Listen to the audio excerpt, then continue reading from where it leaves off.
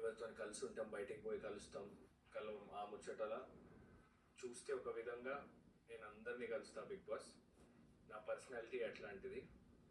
ఎంత కొట్లాటైనా, ఎంత గొడవైనా, ఎంత పెద్ద శత్రువు అయినా నాకు దూరంకి తెలిసిందే అనగా అని చెప్పి చేతులు వేస్తుంది. మళ్ళీ అయ్యో చేతులు లేకుండా డౌన్ చేసుకుంటా. కలిసిపోతా, ఈజీగా మెల్ట్ అయిపోతాను.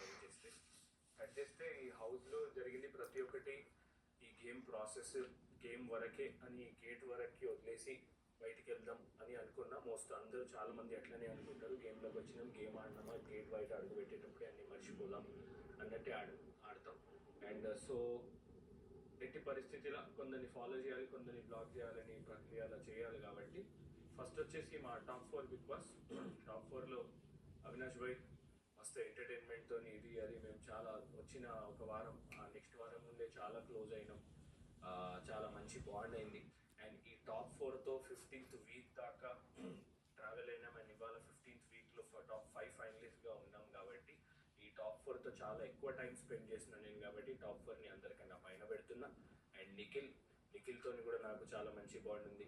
గౌతమ్ కూడా రాగానే ఒక వారం కట్ చేస్తే మన వీకెండ్ తర్వాత మేము మళ్ళీ మంచిగా కలిసిన ఒక 2-3 వీక్స్ చాలా మంచిగా ఉంటే దాని తర్వాత అట్లా కలిసి మళ్ళీ మంచిగా ఉన్నాం ఓవరాల్. ఇప్పటిదాకా కూడా ప్రేరణ కూడా నేను మా రూమ్లో నేను లో ఫీల్ అయితే, లేకపోతే ఏదైనా మైండ్కి అర్థమైతే లేదంటే డిసిప్లిన్ అయినప్పుడు అప్పుడు చాలా ఓవర్తుంది.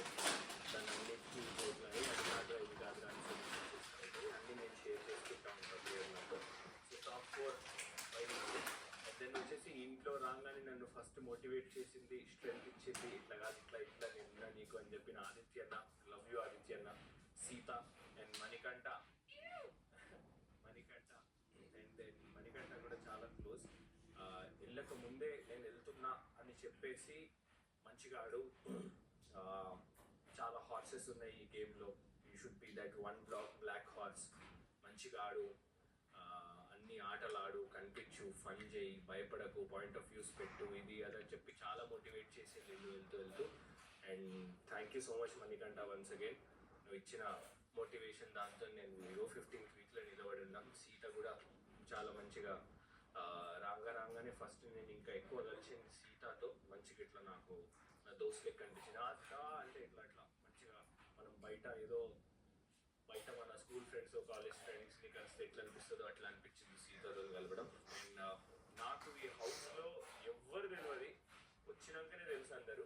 మెహబూబ్ బయట తెలుసు, ఒకసారి ఒక ఫ్యాన్ ఫెస్ట్ అప్పుడు కలిసి ఉండే ఒకటేసారి అంతే.